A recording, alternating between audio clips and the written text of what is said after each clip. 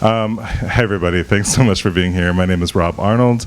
I'm the executive director here at Poets House. And every once in a while, I get in my job, which is a wonderful job, I get to have nights like this where I just get to celebrate old friends and people doing just really cool things. I don't know when it was that I met you, Jonica, but I feel like you've always been part of my poetic consciousness. But it turns out Black Ocean's only been around for 20 years now, which is longer than I think I've known you, maybe, potentially. But I'm just so excited to be here. And if those of you who haven't been to Poets House, how many of you have been to Poets House before? Okay, that's correct. It should be that many. But if you haven't, definitely come back because it's an amazing place. My colleague Maria is going to talk a little bit more about what we do here.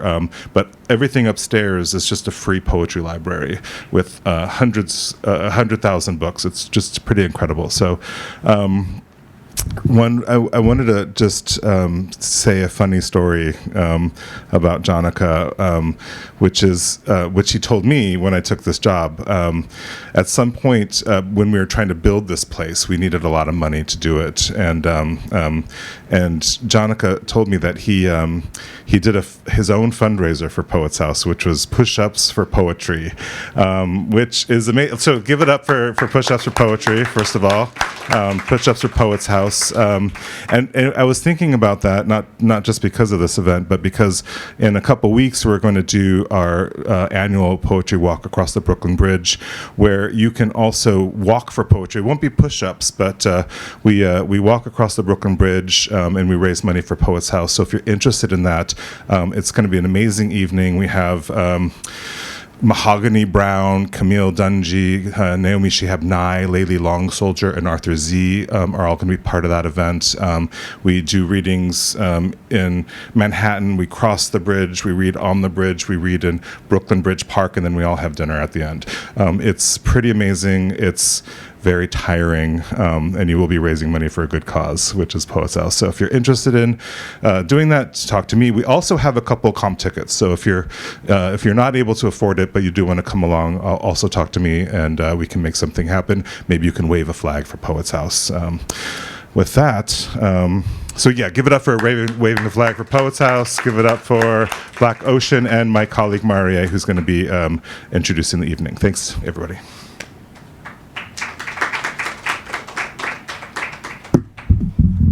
Thanks, Rob.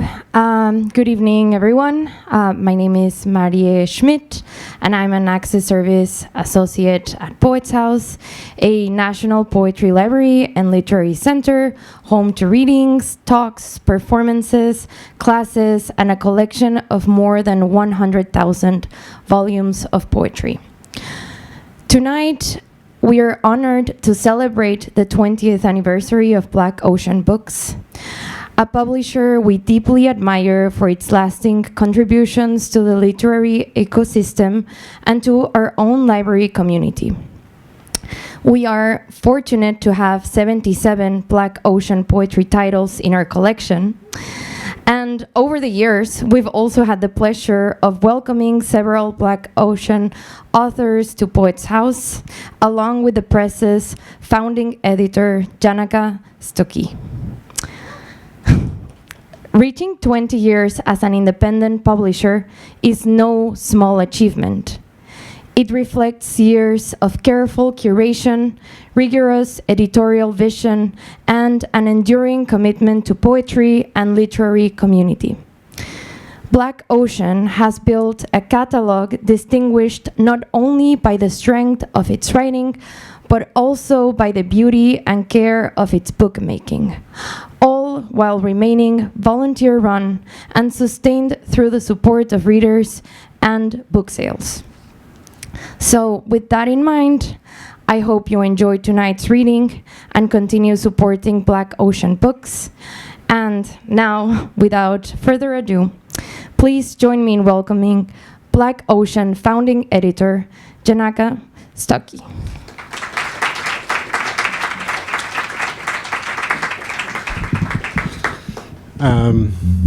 Thank you, both of you, for Such a beautiful introduction. Wow. I know we've published all those books, but to hear someone else say that they have 77 Black Ocean books in the library kind of blows my mind. And we've published more, so we got to figure out what the gaps are and get them to you.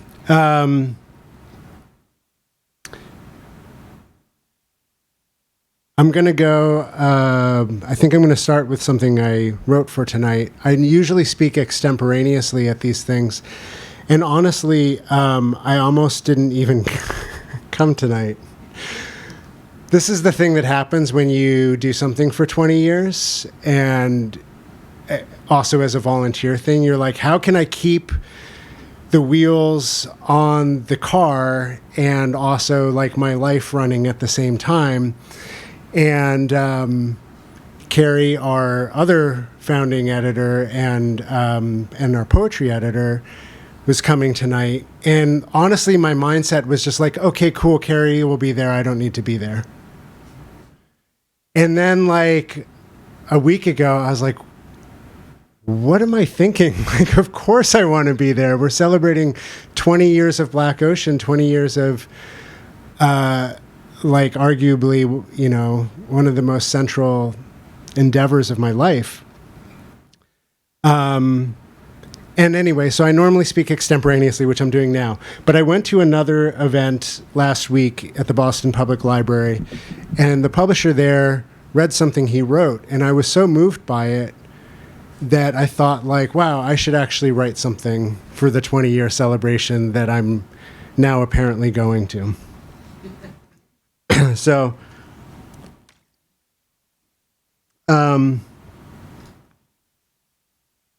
we're here at Poets House, and there are very few places where it feels not only appropriate, but almost inevitable to gather and say poetry matters, books matter, strange little presses matter, and the work we do in the margins can, over time, become a home. It's deeply moving to be here in New York at Poets House, celebrating 20 years of Black Ocean. And when we started Black Ocean, I was 26 years old, which is insane to me. It's a very dangerous age to have a vision because you're old enough to sign loan documents and young enough to believe that is a good idea. I had just finished my MFA. I was at a crossroads. One path was the sensible path, continue in academia, pursue another degree, enter the sanctioned machinery of literary life. And the other path was the one I had been dreaming about since I was a teenager, coming up through the New England DIY punk, anarchist, and zine scenes, which was to start a press.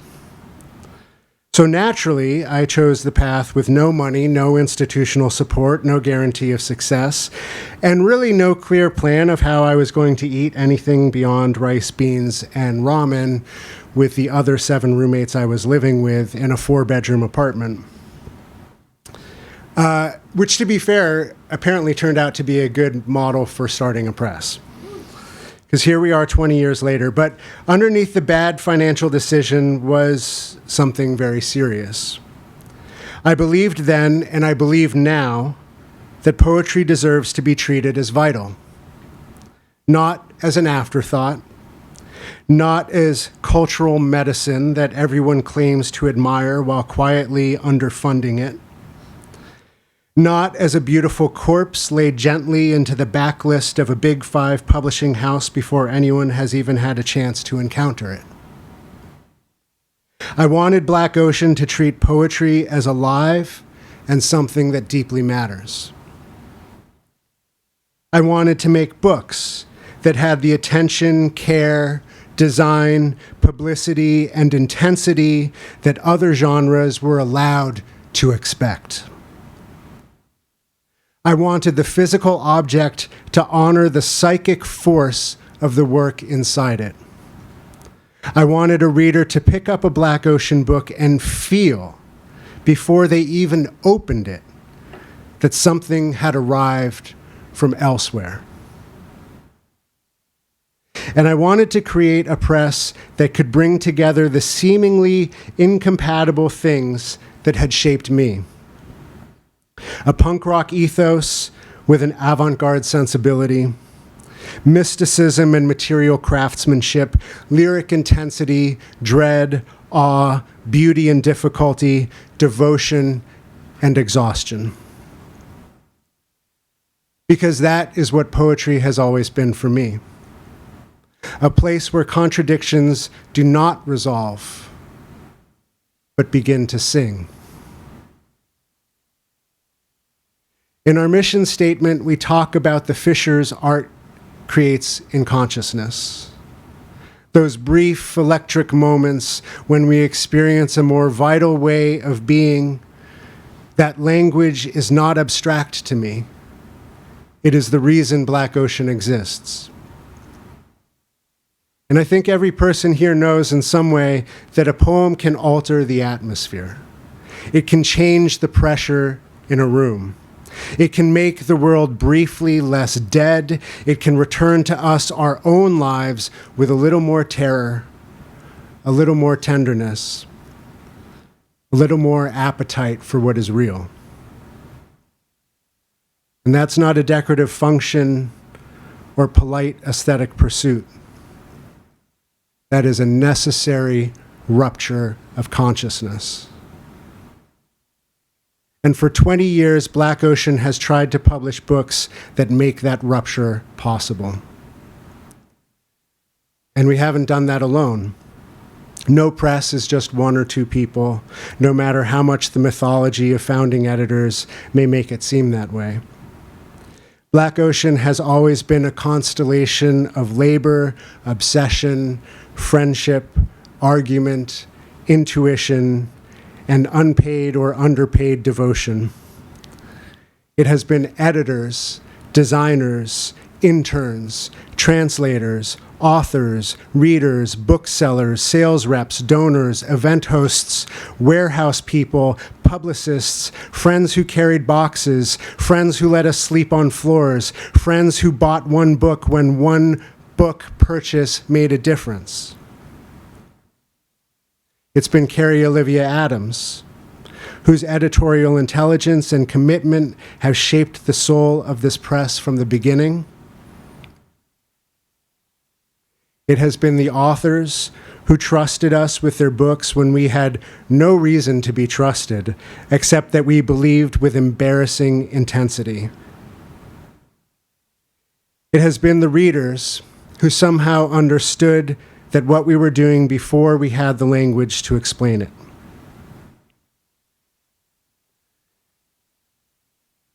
One of the strangest and most beautiful things about running a small press is that you begin with taste.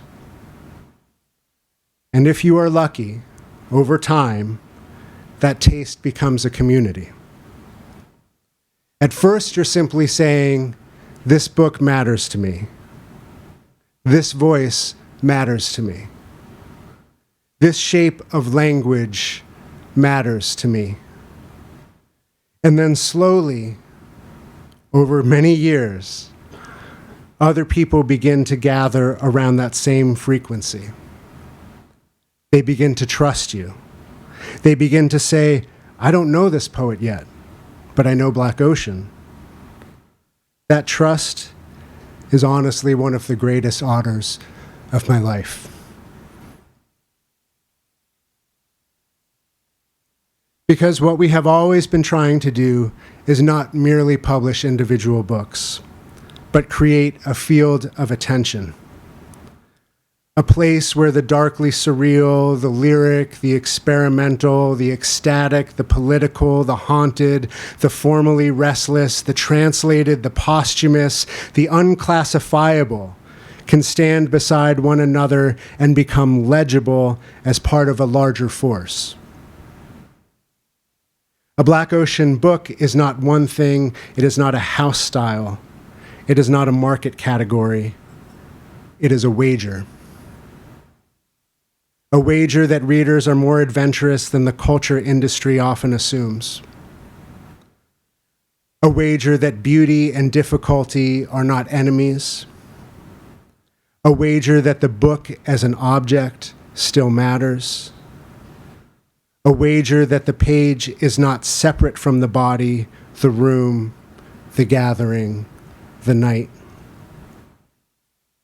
From the beginning, Black Ocean was never only about putting books into the world, it was also about creating occasions around them.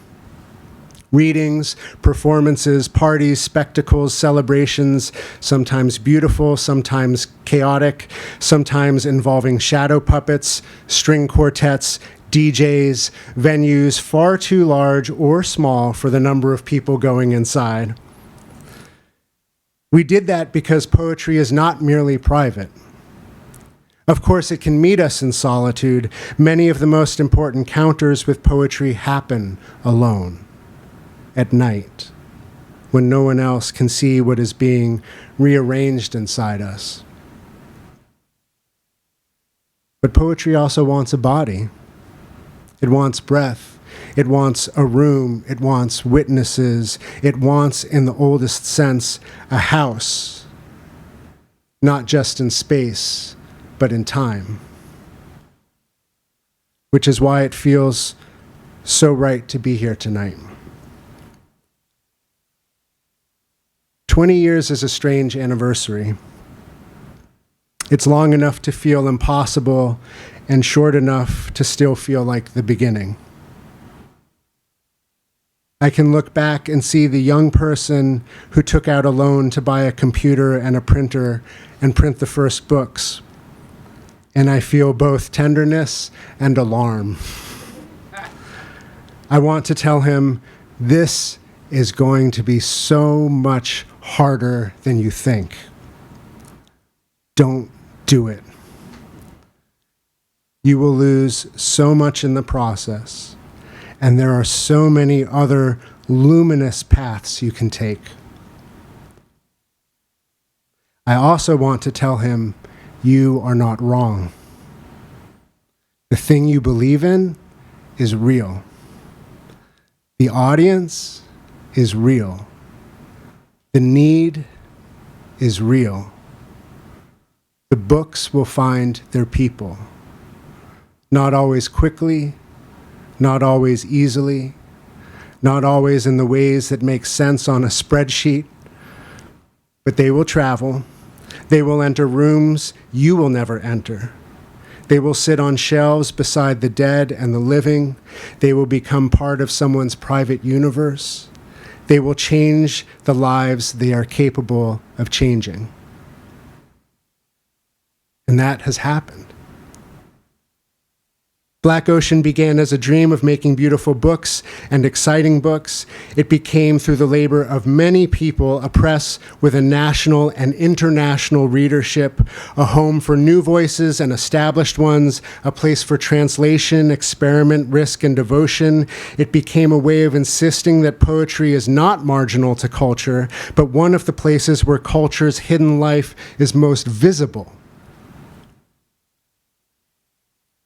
And now we enter this next chapter, this next 20 years as a nonprofit. I feel the work becoming both more grounded and more expansive. The mission is not simply to survive, though survival in poetry publishing is not nothing. The mission is to continue making a space where the work we can do is strange, rigorous, luminous, and as transformative as it needs to be. Tonight is a celebration of 20 years, but it is also a recommitment to the authors, to the translators, to the editors, to the readers, to the beautiful, impractical, necessary labor of bringing books into the world with care. And especially to the poets reading tonight. Thank you. You are the reason any of this matters.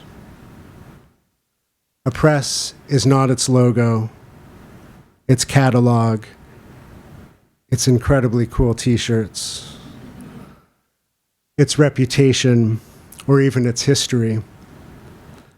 A press is the living work it helps carry forward. Thank you for letting Black Ocean carry some of that work. Thank you for trusting us. Thank you for helping make this strange floating palace possible. And thank you all for being here tonight to celebrate 20 years of Black Ocean. May the next 20 be even stranger, more beautiful, more dangerous, and more alive.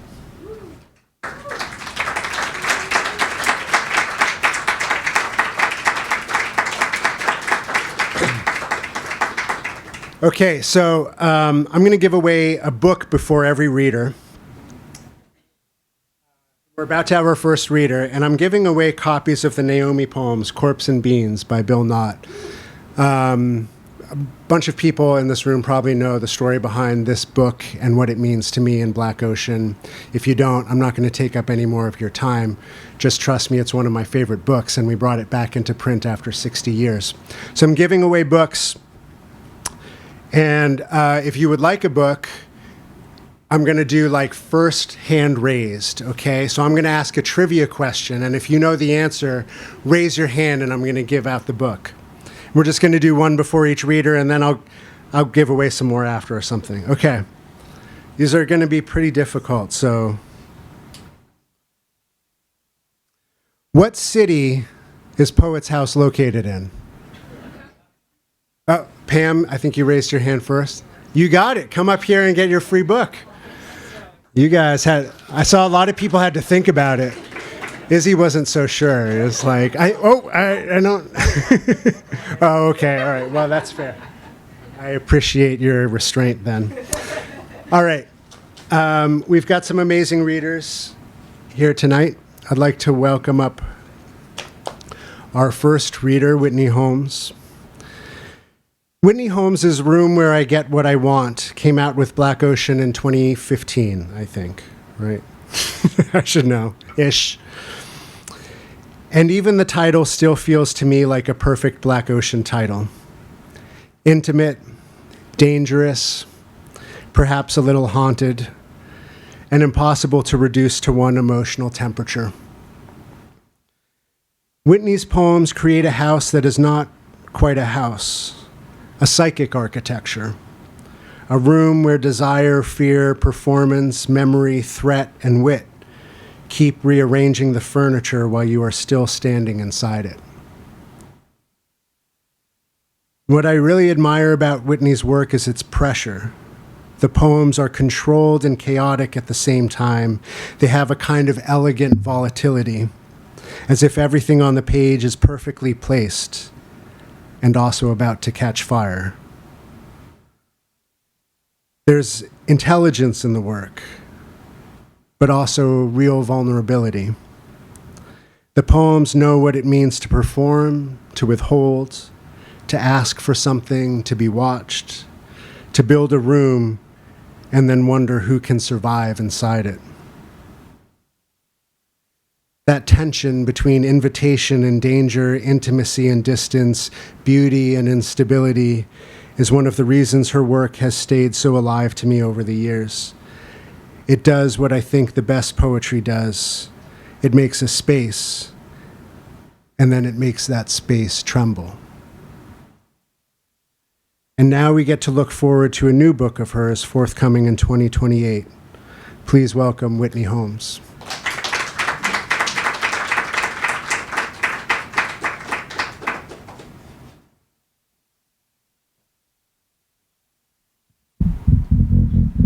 Thank you. I'm gonna start by reading something from my forthcoming book, and then I'll read a couple of poems from Room Where I Get What I Want. Summary, synopsis, a brief history, a mostly true history, a yarn.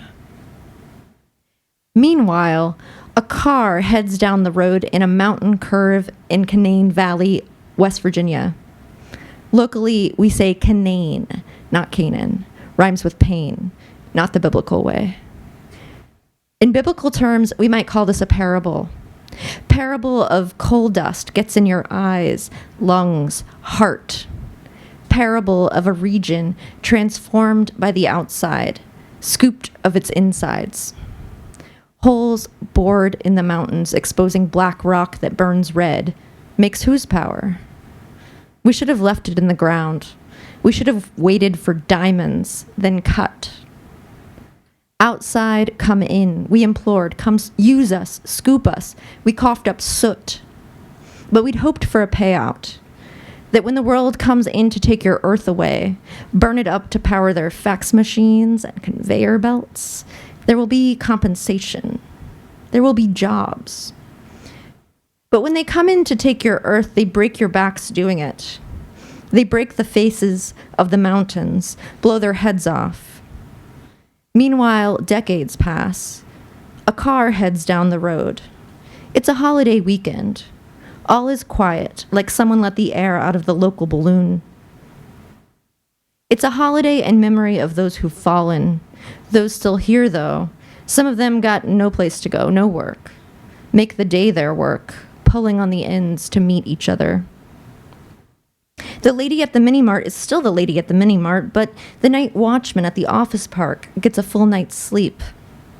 He rises early, loads the mower and gas cans into the bed of his truck, and pulls down the road, stopping at each overgrown yard to ask for work. One man usually fixing computers in an office powered by coal, it keeps the lights on, takes a job for the day painting a grade school. One man normally working machines in the coal fields, he rises and takes his black pickup truck to the road. Gotta earn a living. Rhymes with pain. My father works for the city. My mom's a teacher. We're lucky. We earn a living even on holidays. I earn it with my toothy grin. Meanwhile, a car curves round a bend in Canaan Valley. The late morning light touches every flower's blooming head. There are ways to declare something an accident. There are chokeberry bushes and mountain laurel in bloom. There are many ways to break a face open as you might with a heart, but this is not a metaphor. A car curves round a bend in Canaan Valley. Around that bend, some pickup truck is waiting. Inside, someone praying. It looks just right. Looks convincing.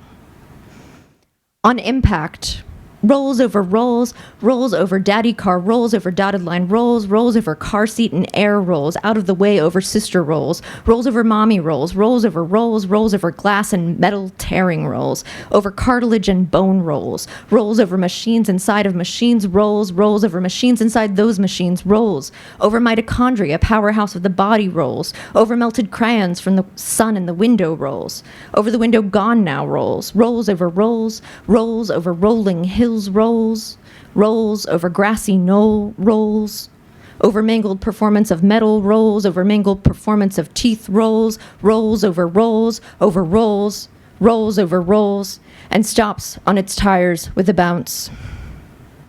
Sometimes when I'm getting fucked from behind, I picture the bloody mess of tubes spilled out my father's forehead, leaking fluids, and think those tangles make it possible to feel this, smell this sex, hot perfume around me. I say a prayer that begins and ends with God. God, oh God. There are names for these circumstances. The forced rear-ending, the right-of-way sideswipe, the drive-down. The stage had already been set. The only accident was folks were not supposed to get hurt. My sister, the only one of us fully conscious, she swears that man got out of his truck and sat up on the hill, chewing a piece of dry grass. That man, who hefted his pickup on our faces and watched the asphalt waterfall we rushed head on. Local images have one kind of reality, wrote the New York City poet and activist who once drove down to Hoks, West Virginia to cover a tragedy. The land is fierce here, she wrote. I know. The land is fierce, the people kind but keen. They keel in a curve, endeavor to keep four wheels on the road.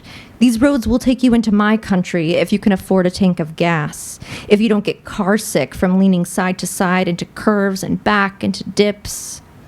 Select the mountains, follow rivers back to to Memorial Day, 1986. This stretch of road is my road, tying me to its meanings. Splintered bone and broken metal, shattered face and split open, caved in, made a hole of glass. The mountains slope down into the valley, lush and verdant, where trees keep the landscape soft. The hairy thighs of mountain lead to its wet, delicate split.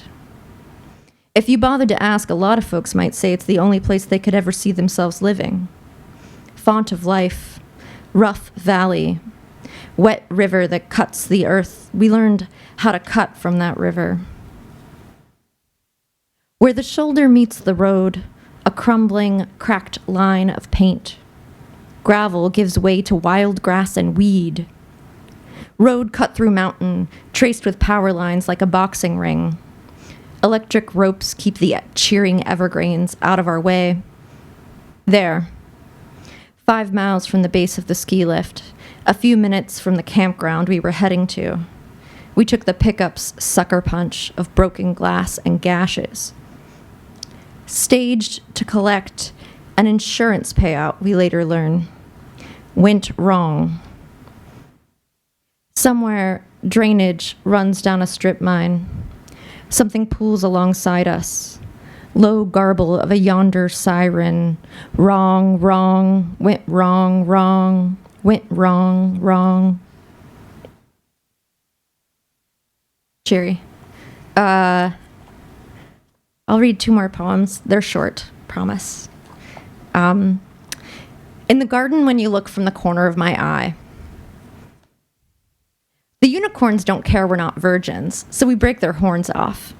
We're surprised to find them hollow, and once we discover they make lousy kazoos, we fill the bony cones like glimmering cornucopias, low-sweeping primrose and butternut squash spilling out their ragged mouths.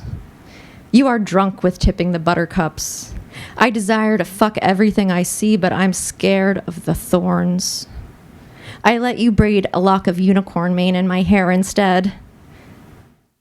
Some things will never grow back. This is why some women draw their eyebrows on. This is why when we whip our heads around so fast our hair hits us in our faces, we manage to see where we are.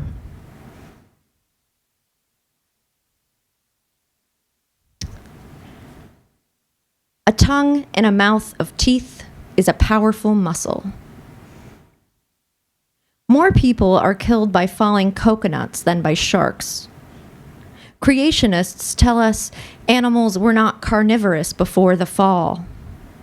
The dinosaurs' long teeth were necessary for opening coconuts. Teeth like sharks sawing the sea's strange bodies. The would-be teeth in a chicken embryo's beak. Our science begins by unbuilding the bird. We find in the chicken teeth and tails like the old T-Rexes. We find sharks were all once apples in God's great eye. Along the beach, the children collect shark's teeth in Dresden teacups. Scientists tell us sharks don't like the ways we taste, while my people are killed by falling coconuts. My hands are falling coconuts, and this tea tastes gently of bitter anise. My people are dying for a weapon, or a tongue, or a tail, too strong to tuck between their legs. The coconuts tell us nothing. My palms turn red in fall. My people, found starving with the shore by the sharks. I have them eating out of my hands. Thank you.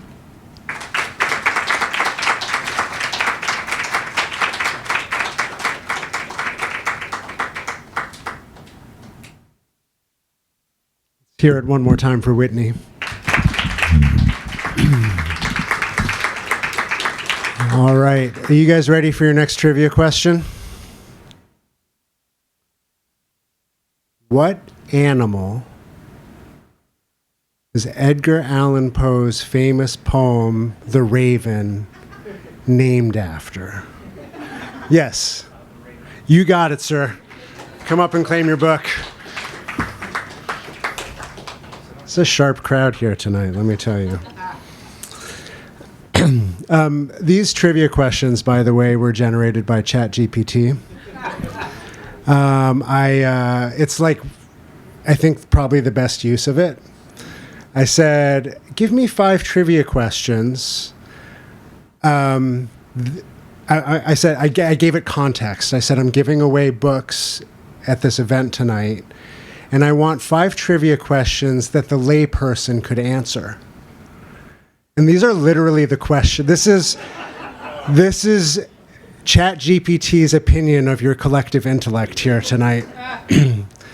I bet you can't wait for the next 3. Anyway, our next poet, Nathan Hoks, is one of those poets whose work reminds me that delicacy can be a form of intensity. Black Ocean published Nate's Nests in Air several years ago, a book that thought through the poem as a kind of nest, something built from scraps, strands, fragments, pressures, and care. And now, with his new book, Moony Days of Being, Nate has given us a book that feels both mournful and buoyant, absurd and tender, lucid and totally lunar. There is a quality in his work that I find rare and moving, a willingness to let bewilderment remain bewildering. His poems do not solve the pressures of parenthood, of grief, ecological despair, or daily life, but they make forms capacious enough to hold them. His poems often feel as if they are looking at the world from a slight angle, just enough to reveal that the ordinary is not, in fact, ordinary at all. A millipede can become holy. A self-portrait can become a weather system. Sorrow can coexist with wild associative joy. And in a time when so much language is flattened into statement, argument, and performance of certainty, Nate's poems preserve something more fragile and more necessary. The comic, aching, radiant strangeness of being alive. Please welcome Nathan Hoks.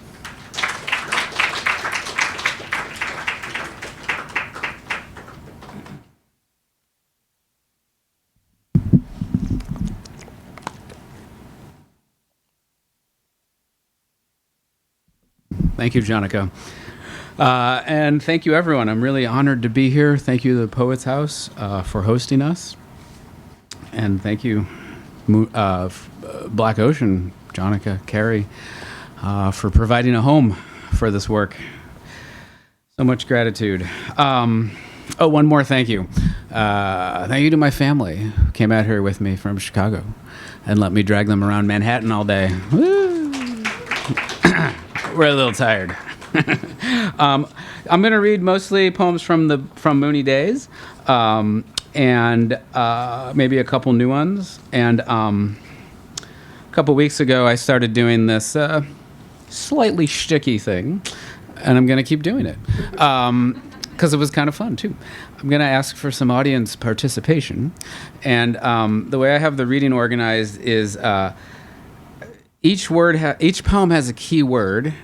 And they're organized into groups of 2, and based on the key word that an audience member chooses, I'll read one poem or the other. So it's a kind of choose your own adventure reading. And once that duo is chosen, then it goes away.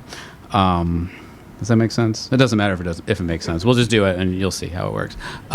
So I would be happy to take volunteers. Otherwise, I'll just stare with eye contact, because I'm a professor and I can do that thing. I got one? Yeah. All right. So for the first poem, what's your name? Scott. Thanks, Scott.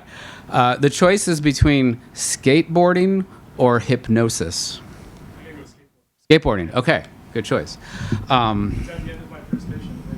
You're all set. Yeah. I mean, you can do more. If you want to skateboard, if you want to like stand up and do an interpretive skateboard. Yeah, no, I appreciate it. You just got to make a choice. That's it. Yeah, choice. Okay. This poem's called Icebreaker Poem. It's based on the icebreaker. I used to hate icebreakers. I always found them kind of condescending and pointless. But then COVID happened, and when I was teaching on Zoom, I was like, oh, okay, I can see why this is useful. So we kind of got into them. And there's this one icebreaker where it's like 2 truths and a lie, or 2 lies and a truth. I can never remember which is which. So this is kind of based on that icebreaker. Icebreaker poem. 2 truths and a lie for my students. My favorite succulent is Leopold. I keep it on the shelf with self-help books. I have 3 brothers and I love them. All we ever do is watch figure skating. My least favorite meal is brunch. I always wanted to be a nurse. My mom is a musician who practices martial arts. My mom has lived for 3 decades in the Bay Area. My mom has to move because they raised the rent. Once I ate a salad with Bernie Sanders. I lost my luggage in Costa Rica. I lost my virginity in Santa Fe. I lost my mind in a backpack of bent thumbtacks. My best friend is a potato. I learned to French kiss by practicing on spuds. I was born without a mother tongue. I was born without genitalia. I was born with an innate love of speed. Sometimes I have trouble connecting the dots. My uncle was a Polish anarchist who taught me how to skateboard in an empty swimming pool during the last drought. I hit my head when I crashed, and now each moment feels disconnected from the last. I would forget who I am if it were not for my tattoos. My tattoos are portraits of my favorite poets. My tattoos are flowers that bloom in the desert. My tattoos are portraits of my 3 dogs. On my thigh is the spaniel named Hank, who was hit by a mail truck. Miraculously, he survived. Okay, another volunteer. Got another choice. All right, in the back row, or almost back row. Your choice is between cornstarch or dagger. Dagger, okay, dangerous. All right. This is actually a poem I wrote collaboratively with my friend Joseph Bienvenu. It's called Statement 48. We are hot and dizzy, so we take off our shirts, and I'm the only one here without a tattoo of my favorite weapon on my chest. Tim has a dagger. Aileen has the lead pipe, and Sasha has a rifle with a curved barrel for shooting around corners. A dill pickle floats above my nipple like a big green thumb. We thrash around to the music like punch-drunk starlings, trying to find that balance between being and knowing. We splash into the smoke and the glow from the light bulb and the new-mown grass. In the throat, there's a kerfluffle, a tickle like a feather, but you must stop yourself from coughing. You are not a Technicolor chili pepper. You are not nostalgia trapped in the esophagus. Okay, another volunteer. Thank you, thank you. Oh, in the back row, there's a kid named Mariana, I think. Mariana, would you choose between azaleas, which is a type of flower, and enzymes, which help you digest food? Azaleas, okay. Azaleas takes me to this one. Okay, this poem kind of steals an image from a poem by Stevens, Wallace Stevens, called Goubinol. I don't know if you know this poem. It's a pretty rad little snarky poem. This poem's called Self-Portrait as Ejecta. I stand in my neon green polyester shirt and without goggles or fog cover look up at the sun as if to spit straight from my eyes the oily, gritty bits of me back to that smug and savage fire. I am as afraid to die as anyone else on this caravan, on this picnic, in this cage, on this bike, in this canvas sack, under this porch at this bus stop, on this refugee raft, in this cove, on this beach with shiny black pebbles in my mouth. I spit one into my hand and hold it out to my son because he reminds me of myself, ages 4 through 8, and please, I'd like a do-over. I expected to turn blue before 40, to see azaleas sprout from my thumb, to spout a secret language of the desert and split the passage of time with the crow's wing that swipes at the gurgling stream. Once more I turn inside out, once more I lose the tracks in the mud, and when the hoodie opens its arms, I wipe off my hands and get inside.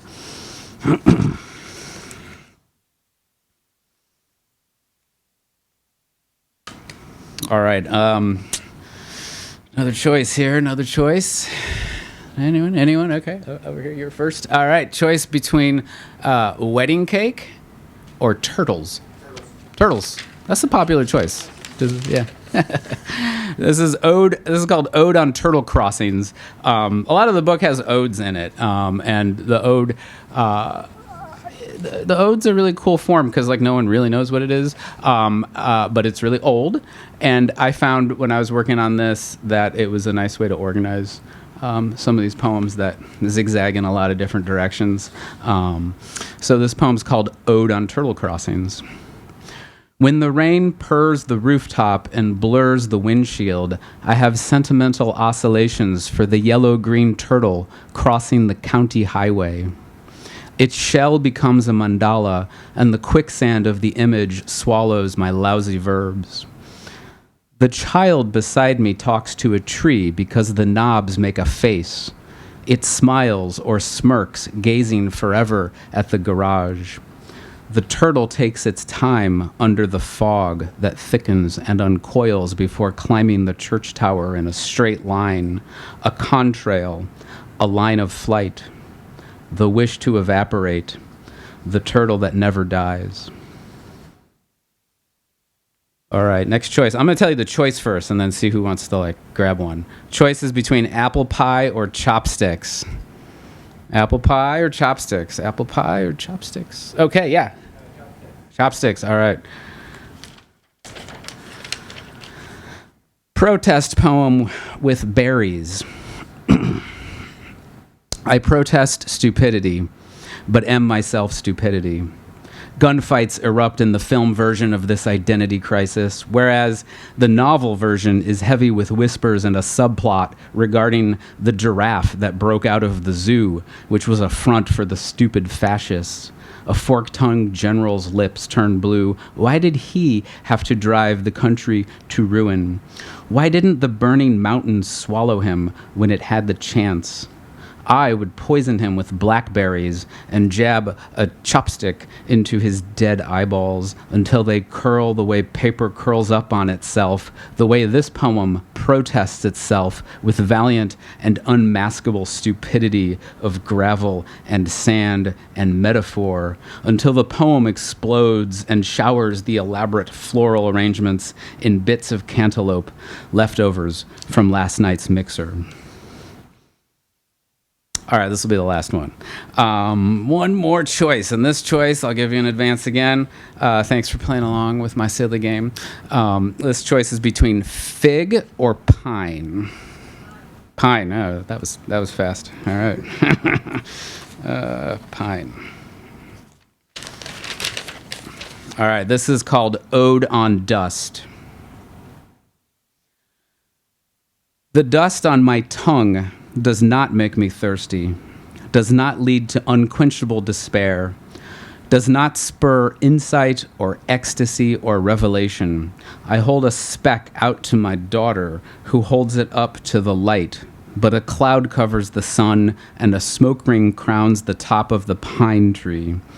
When the phone rings, I cover my ears, pull down my cap, pour hot sand into my briefcase, and step through the glass door, which is blue and smudged and held open by the boy who reminds me of a small bird, a sparrow or wren, a body of song that does not stay still, body that bathes in dust, that scatters the dust, body that flies through the cloud of dust, which hides a sunrise which warms the fields and lights up the city, where a doctor wakes early and drinks her coffee until a cool mist spreads evenly through her mind. For one more day, she is not dust.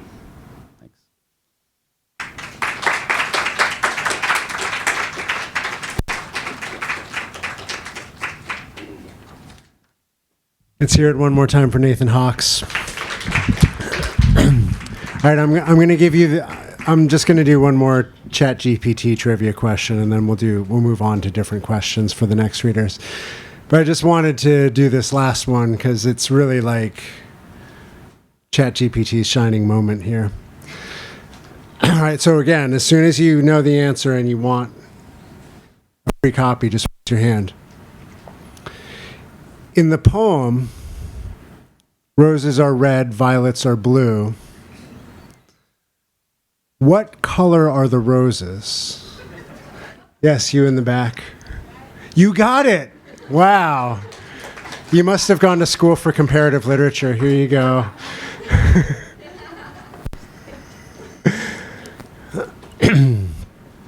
All right. Buckle up, because our next reader is Joe Hall.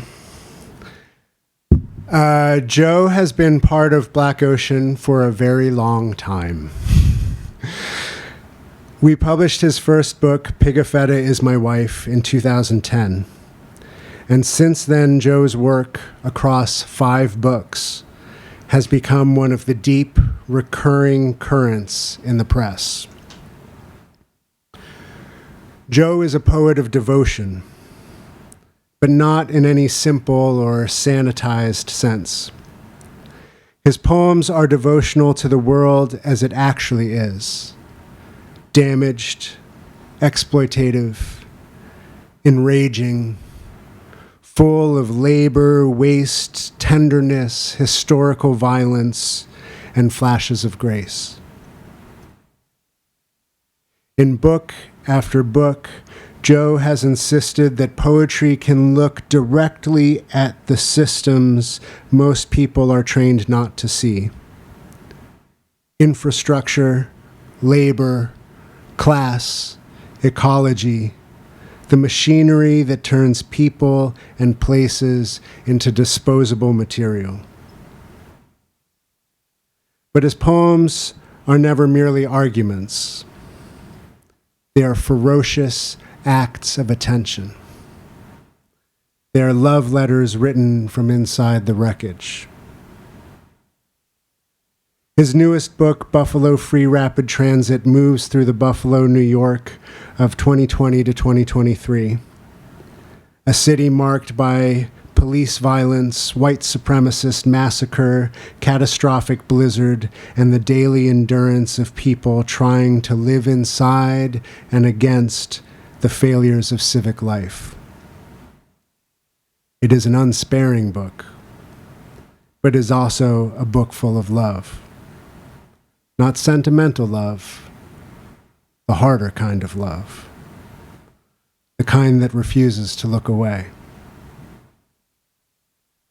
Joe's work reminds me that poetry does not have to choose between imagination and political reality, between surrealism and solidarity, between rage and tenderness.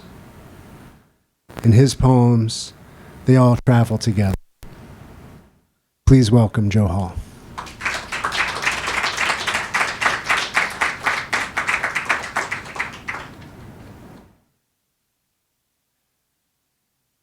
Thank you, Jonica. I might struggle a little bit to get through this. I think I've got bronchitis or something, but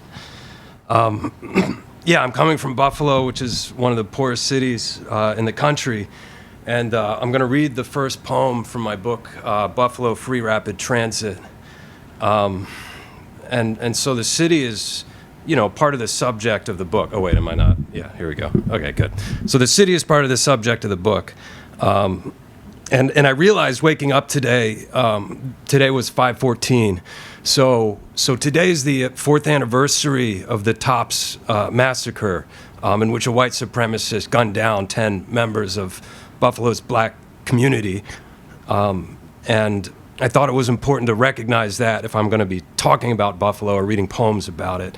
And I don't have anything smart to say about that, other than a lot of people still experience it as an open wound, because they wanted structural change to follow it, and structural change, though it was promised, did not follow it. So,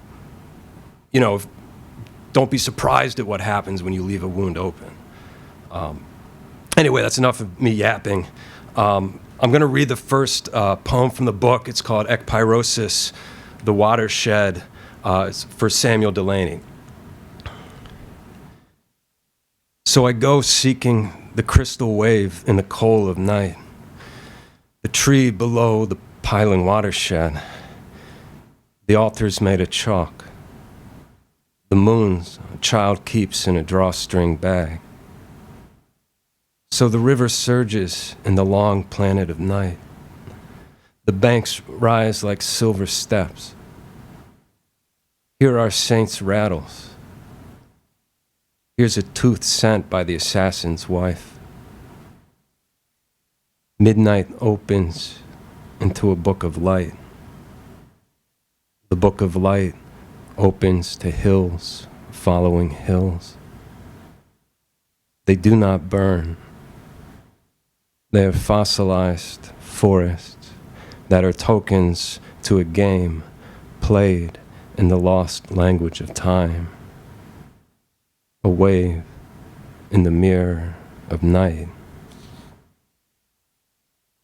Which is not the city at all, which is there with its crowding houses, where if I were to say a mist leaps from the utterance's ashes, and we were to drink from that ashen water in the final dream of difference before the morning of fire.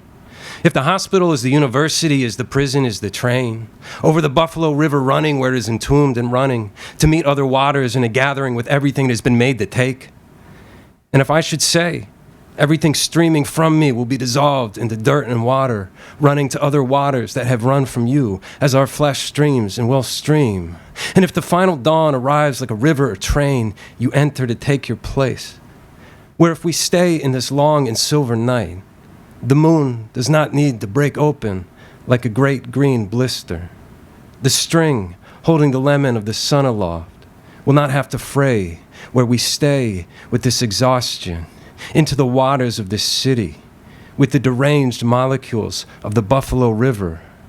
If we run into the swift and drowning Niagara, into the swift and drowning ashes. Walking to Buffalo's golden corner for half and half, in the sand in the dawn and the banners of the sand of the day.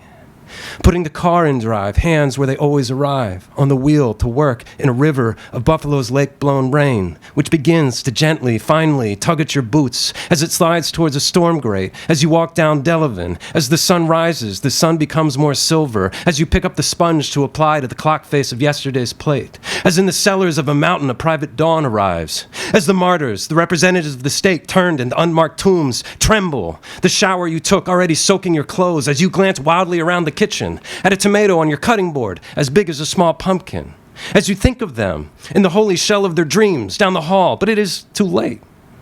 You have to go. As the rivers below the river meet and rise in a silver welter, as the sky begins to ring, as the river you are shedding, lids, wrappers, cellophane and carbon, hair prayers, and a look away from what is to come, as you arrive at the gates of an unholy planet. In the horses in the river and the pounding of the water and punching in the digits of the clock and cutting stems off 700 broccoli bunches wrist by wrist by wrist, in the foam exploding over what it makes the shore, and hit that vocal smooth over the top of the tablet to say everything is going good in this transaction, and the colorless candle of dawn and the glycerin taking and refracting, and the soft color rolling away, peeling apart color from color in an array, and the time severed into now, already in the way the task app's ding presses the sweaty hand into the hypnotic wheel of the blender, in the deer, in the river, in the hare, the sprinting of the calcified bear, and lugging 40 pounds of carrots through cradles full of scarecrows in the IKEA, in the mineral heart of the moon, in the showers of ice chips, the water that is leaving this earth, and gassing up a chainsaw behind the backs of the armored insects of the state, in the ocean touching the ocean, in the ocean beneath the sea, and checking the stats, and ferrying the meds, and tossing out the bag glossy with what a body could not contain, and all one's beautiful nest of thoughts, of the tides of one's feelings, paid as a wage in someone else's dreams, snatched at and slung back in the driver's seat on their two close cars of a parking lot, in the recombinant currents, the water main burst what had been safe into cataracts of fire, the burning rivers of time, the burning lakes and hills of time, the jumble of letters and keys, millions of fingertips spatter into the dawn that breaks through the dawn that breaks through the dawn, the river that breaks through the dawn that breaks through the river, and the empire of time.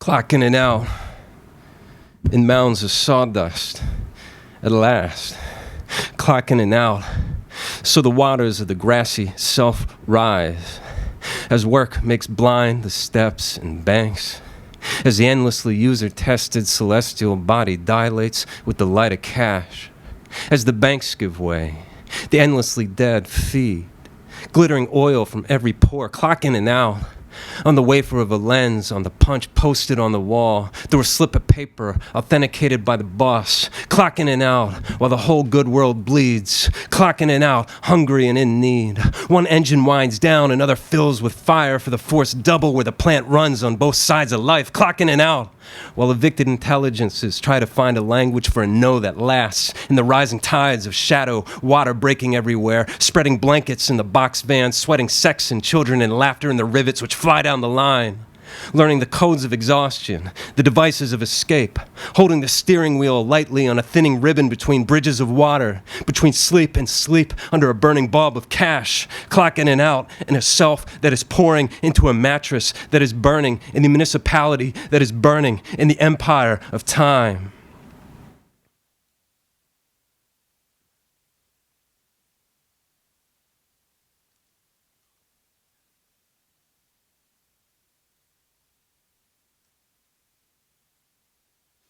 This next poem is for my neighbor, Bo.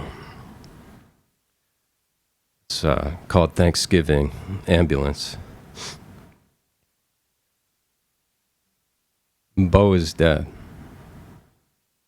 We heard Bo hammer guitar chords from his balcony to our window, wrists fanning a rhythm so unlike the tangled red and white lights we look down on while cooking.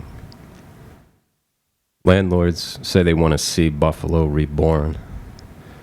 But what about this carpenter they paid under the table, who lay on the floor, uninsured and alone in his final hour?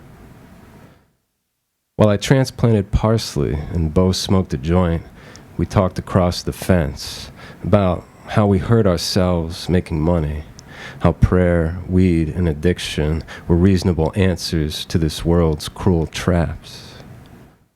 Bo, ripping boards with Preston, his brother, on the corner of Glendale and Maine, gripping a board, Preston squaring it up, letting the saw fly, everything turned to consonant dimensions under the shining aluminum sun of a building they gave a season to for some diamond humper to Dumbrell rents. We didn't know Bo was dead until Preston told us a week later who the ambulance attended. Preston was already back to work on the Glendale house, where he thought he'd moved because he couldn't stand to sleep where his baby brother died. But the man who paid him in housing and owned everything about his life just moved Preston to a smaller unit above the one his brother died in. The final time we talked, Bo said he'd replaced the drain pipe he crushed, wrestling a trash can through the snow. Now Preston says he'll do it. All right, thanks everybody.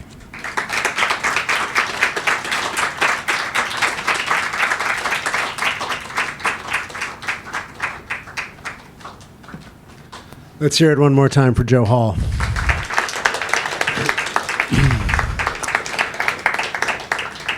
All right, our next trivia question is an act of attention and memory. How many Black Ocean titles does Poets House have in their library? 77, that's right. Come on up. Photographic memory over here. All right. Yeah. The guy in the hat said 47. Oh, he said 47? He said 47. No, but it was, no, 77. Yeah. I heard that. I think you heard 47. But that's going to lead into my next trivia question that you guys can prepare for, which is, this is the deep trivia question. So just think about it. I'm not taking answers now. It'll be before the last reader. But the question is, maybe you can like Google it or something. I don't know. How many push-ups did I do to raise money for Poets House? Okay, so just think about that. All right, our next reader, Tessa Bolsover. One of the great pleasures of editing and publishing poetry is the moment when a manuscript arrives and you feel almost immediately that it is moving according to its own hidden architecture. And that was my experience with Tessa's Crane. Crane is a book of hinges, thresholds, bodies, echoes, mythologies, and subtle transformations. It is a book that seems to understand that every connection between things is also a kind of opening. Between human and animal, between myth and daily life, between the ancient and the contemporary, between thought and embodiment. There are books that announce themselves loudly, and there are books that work more like a change on the molecular level. Tessa's work belongs to the second category. It invites you into a field of attention where the ordinary world begins to reveal its older, strange machinery. And that feels deeply Black Ocean to me. We have always been drawn to books that make their own language of symbols, books that do not simply present poems, but create an atmosphere, a system, a spell the reader has to learn how to inhabit. Tessa is a poet, publisher, and interdisciplinary scholar, and Crane is her first book. It is a remarkable debut, intricate, intelligent, and alive with the sense that language itself is a hinge between worlds. Please welcome Tessa.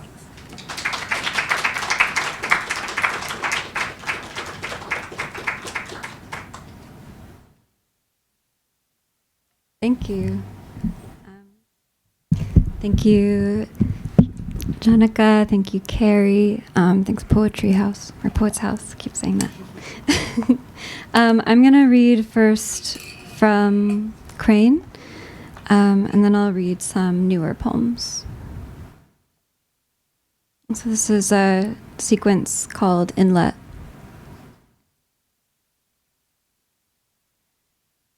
The voice pours out from sound to organize the space around it. Noise of rain and hair fall. Wild rotation light. I brush my hair slowly in the silence formed between two mirrors. To see in all directions. Deficit of nations, overgrown with roots and coral. Do we write in mourning for or forfeit of ourselves? My body, which is not only mine, spreads away the more malleable space like a swimmer. I press my palms into your stomach like a door to sense the haptic darkness, to pour my inconclusions into shapes that I can hold. Ours host our body's dissolution. Forest deep with halos, wildfire, fragrance held in air. Before the lights came on, our eyes were freckled darkness. Before sounds took shape, we were angels in an archway pierced with long and diligent thorns. The Great Barrier Reefs began to glow before they died.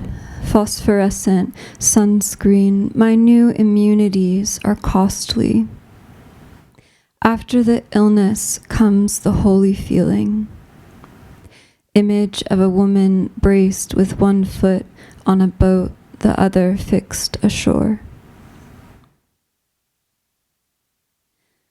The moths living in the kitchen are mostly powder. With the lights off, moonlight, August turns upon us, one half glistening, softened trash between the darker trees. To make a habit of loss and losing, blurry hands pouring water over forearms in a dream, sealing shadow bruising into aura. Slip your body sideways between scaffolds, crossing shadows, pitch blue depth of metal. If duration is the width of attention held in place, we must drain the salt water from stones to make a tunnel. To follow, to come following. Echoic center of the after image splits off into pupils. Soft lung of fallen light on the roadside. What can't be seen we translate into other vibratory matter. How the leap from one orbit to another deletes time.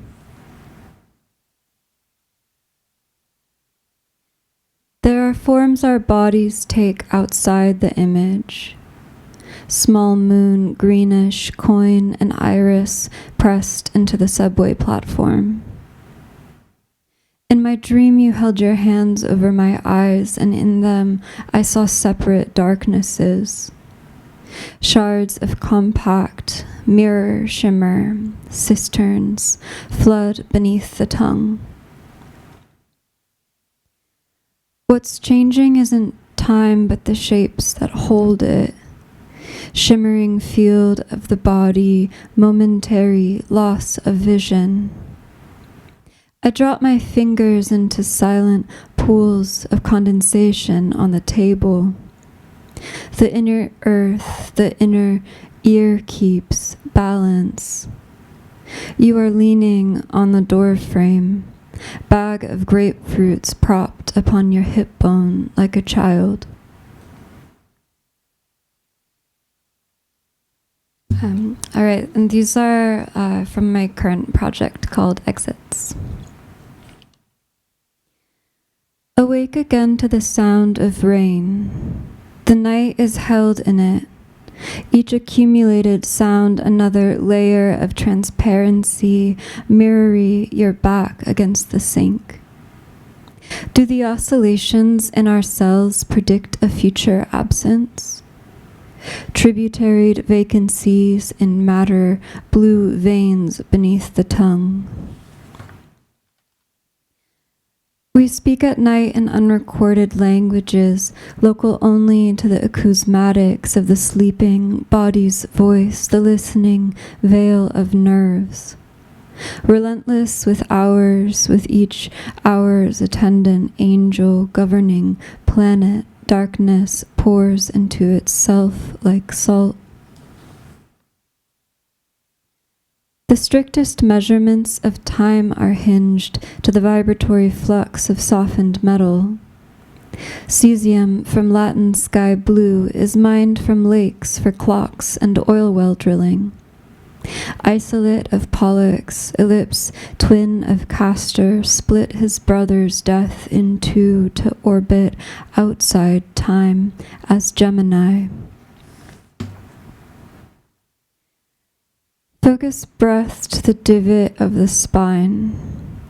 Under earth in lake beds, currents surge through ribboned mineral deposits. Basin of the collarbone, a vanishing point of contact, inverse muscled bell within the throat.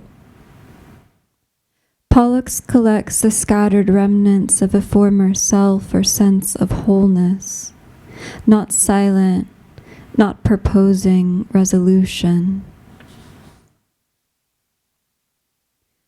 To coin as in to name, cicada wings refract like shattered glass on asphalt, centrifugal drift of debris caught in back channel canal forsyths, sparaxis flower from the Greek to rend or tear apart in light of shard-like bracts.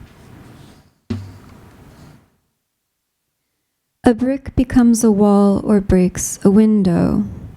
In the video, cascading trash is crushed into cubes, the 8 points of which are known to symbolize the unity of energy and matter. Prisms called up out of tangible things. As even in this consulate of sound and tropic registries of silence blossom beneath words to document the whereabouts of torn up gods, the quickening violence of angels. And therein form durations, mercurial durations, durations that ignite, separating self from surface texture. A tray of ice cubes from consortiums of light. Route migration of the knowable. Underwater roots of nettles, fiber optic nerves beneath the weapons manufacturer. Compression stockings woven through with copper fibers. Oxetic voices thread the air with momentary fissures.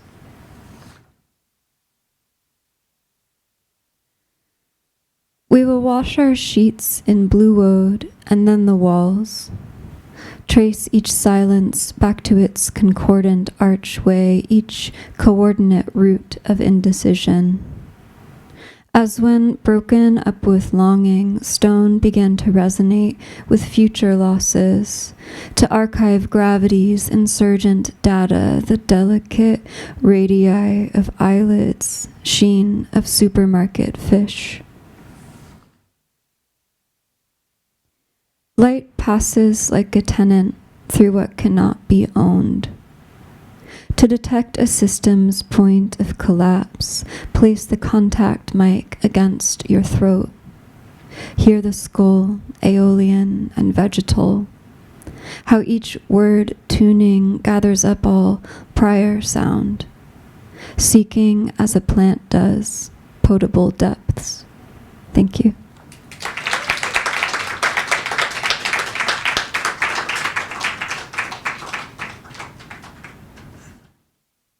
Let's hear it one more time for Tessa.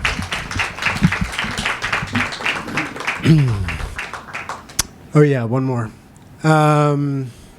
Okay, so as a little context, because this number was not named, so you're going to have to either like somehow you know this deep cut or you're just going to make an educated guess. But so I ran the push-ups for poetry thing like you would like a walkathon or a marathon, where I asked people to pledge a certain amount per push-up. You know, so like 25 cents per push-up or $1 per push-up or whatever. So so does anyone know how many push-ups I ended up doing to raise money for Poets House? Yeah. No. Higher. Very, very not close. Higher. Whoa, I'm not that good. But we're getting in the right neighborhood. Anyone else? Yes. 100, you are absolutely correct. Come get your free book. Parental supervision is suggested for this book. Okay. There you go. And I mentioned that mostly just to like brag about how many push-ups I used to be. No, I mentioned that because I really believed I'd been to the old poet's house in a previous pre-Black Ocean life. I was part of an incredible group of street performers, street poets called the Guerrilla Poets, and Poets House. When everyone was like, we don't want to have anything to do with your weird zine publications, Poets House was like, yeah, put them in our library, put them on our shelves. And that meant a lot to us. And so when they had their capital campaign to do this, I wanted to raise money for it. I was many years into running Black Ocean, so I did not have a lot of disposable income. But I thought, like, what can I do? I can do this weird act, right? And I wanted, at the time, I should also contextualize, I was very overweight. I could maybe do like 5 or 10 push-ups. And so I thought, I'm going to train all summer long like a Rocky montage. And during this whole summer, I'm going to get people to pledge for these push-ups.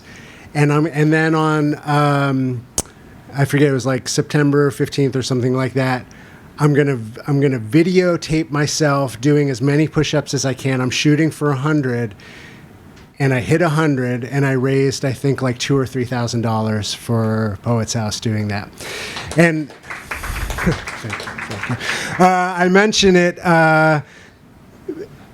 because I honestly, like, I would never have attempted doing 100 push-ups if it wasn't in service of something like Poets House. And it's an incredible cultural institution. I'm very happy to be here. And the reason I bring up that anecdote is, like that $2,000 or $3,000 probably paid for like one of these light bulbs here or something like that. But you too, even if you have no money to give, there are other ways that you can give. And I think a lot of people here in New York, this is a great resource to you. Use it, love it, support it. Okay.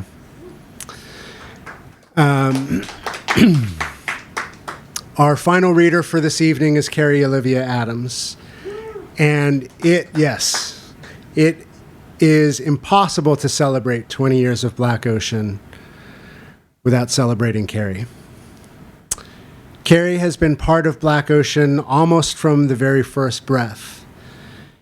In our first year, we published her chapbook, among a few other titles, A Useless Window. And very quickly after that, she became not only one of our first authors, but one of the people who helped shape the aesthetic intuition of the press itself. Our poetry editor. There are very few people, actually I'm going to say there is no one in my life with whom I have shared as much of the strange labor of poetry publishing as I have with Carrie. The reading, the debating, the logistical conversations, the long-range dreaming, the daily practicality of keeping faith with books that often do not make practical sense. And now, as Black Ocean enters this new chapter as a nonprofit, Carrie is not only our poetry editor, but my co-director in the work ahead, which feels both new and also like the formal recognition of something that has been true for a very long time. Carrie's own poems have always seemed to me deeply attuned to the mysteries of the body, the mind, the house, the room, the threshold between what can be known and what can only be felt. Her work has a precision that never becomes cold, and an occasional strangeness that never feels decorative. It reminds me that poetry is one of the few places where thinking and haunting can happen at the same time. Please join me in welcoming Carrie Olivia Adams.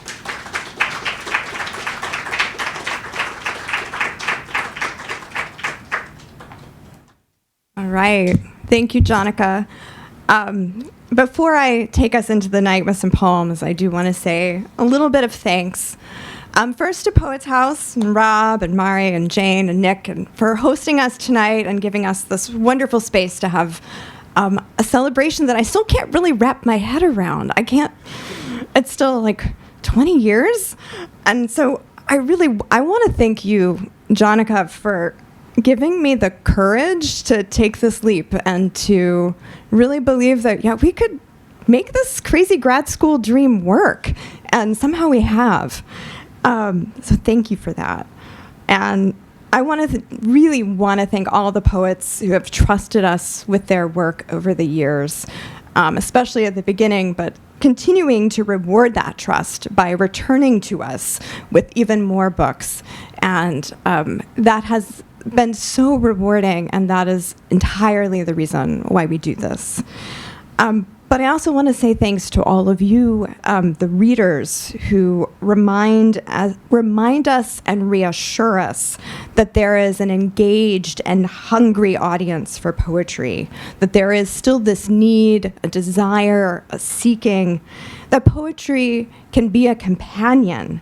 It is proof that our greatest joys and deepest sorrows are never felt alone, and we have a kinship in each other, a shared and radical belief in the value of art, something that goes beyond the measurable, the algorithm, a belief in our infinite possibilities, and the belief in the value of language, and that poetry truly still matters. So thank you all for being on this journey with us, and hopefully you will stick with us through another 20 years of more incredible great poets, and hopefully more books from the poets you heard tonight. All right.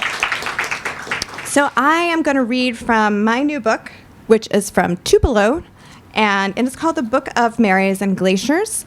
It is written in 3 long sequences of poems, so I am going to give you a little bit of a feel for the book by reading a little bit from each of the 3 sequences. It starts with a sequence called Blockchain.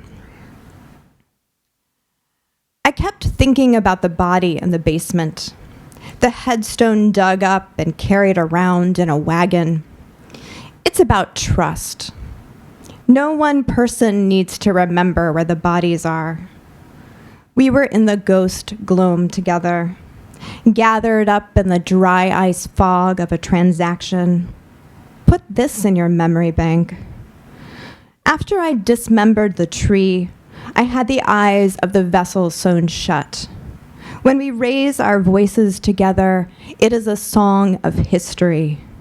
The absence is its own kind of mass. I don't trust either of our memories. You pilfer the past and exercise a pebble, a stone in my throat, a hand over my mouth, and I kicked the tires of a slow-burning fire. What is a little ash in our hair? Family is its own kind of lock. Further and farther, the furor of a tongue-caught clash.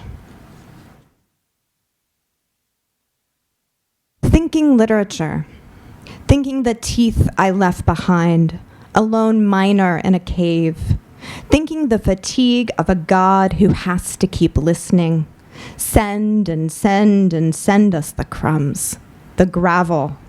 Bones rub dust white.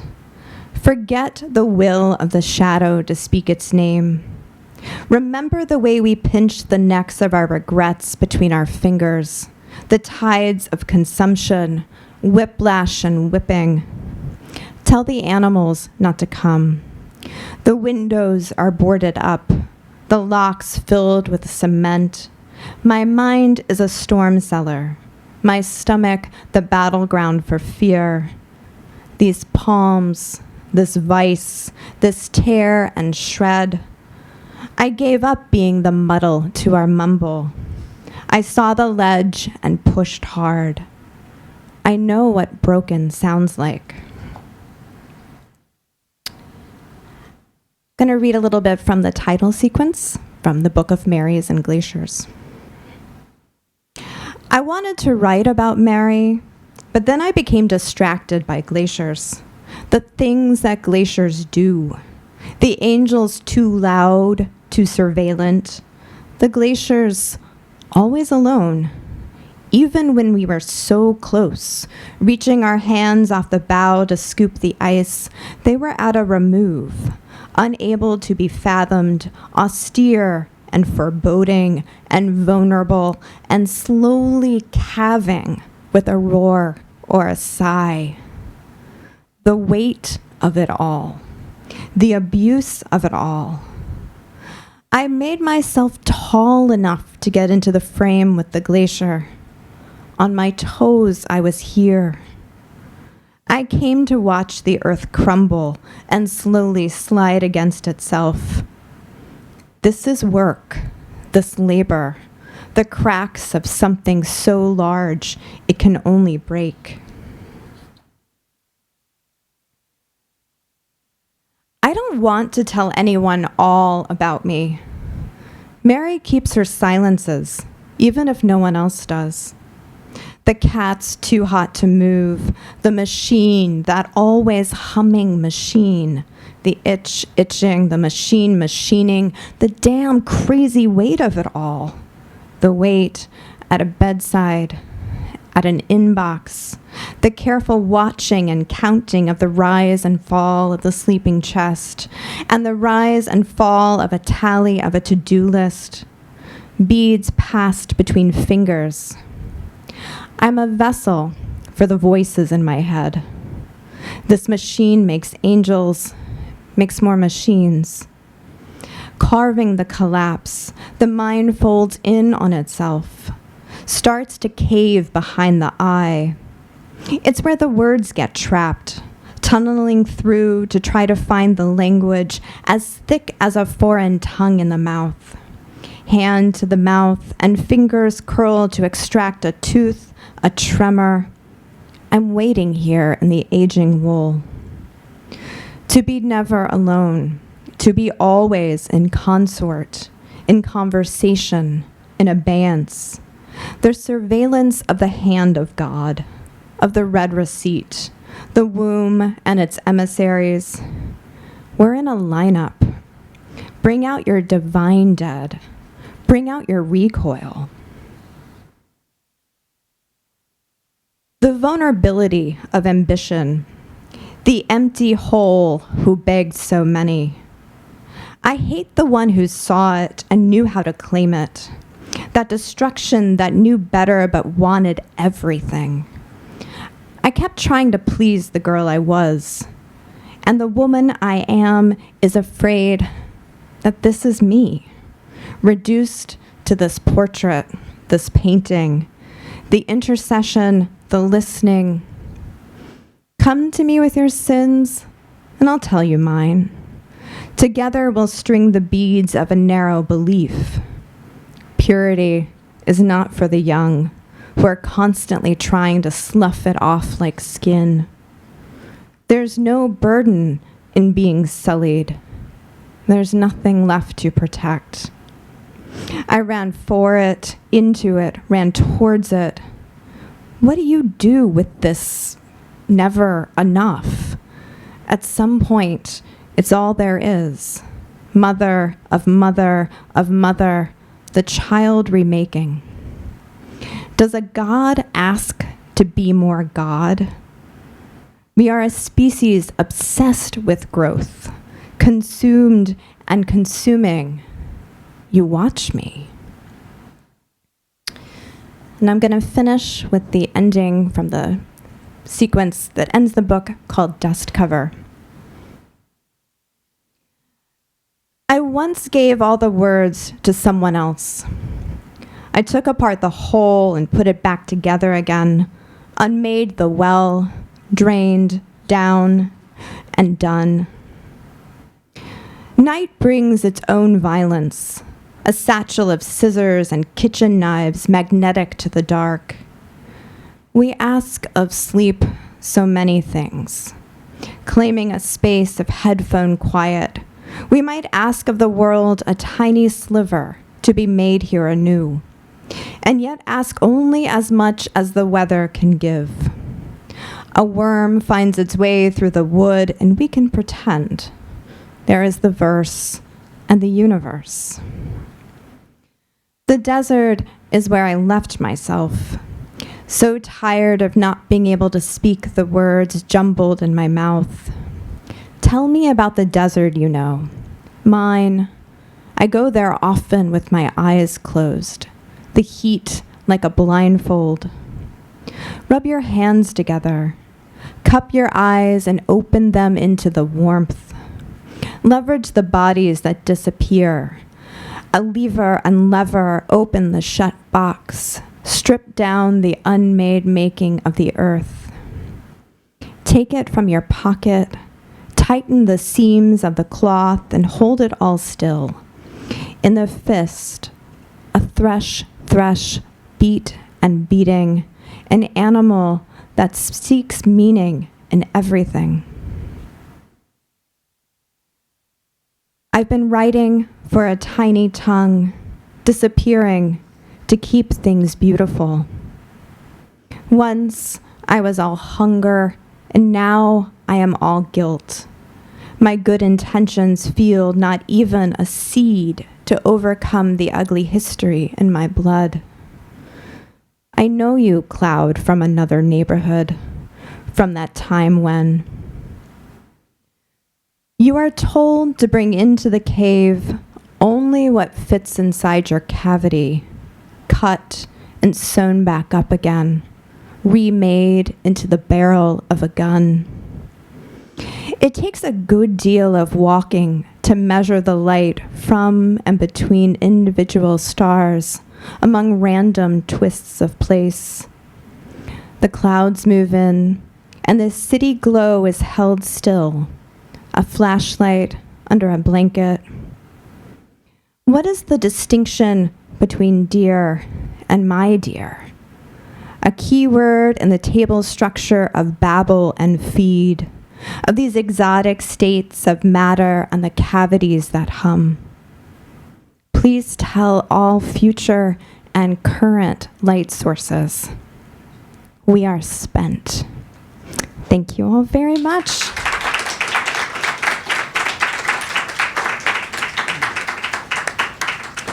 Thank you again to everyone who came out to Poets House, to all of our readers. We're going to hang out for a little bit.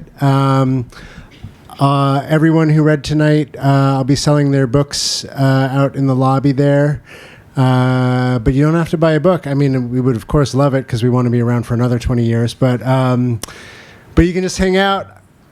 Publishing is very, solitary, hermetic experience for the most part. And so it's very fun for Carrie and I to meet people in the world when we're not at our desks. So please come hang out, give us hugs or handshakes or fist bumps or whatever you feel like doing. And I have more books to give away of one of my favorite books of poetry. So come and get one of those. All right. Thank you, everyone. Have a good night.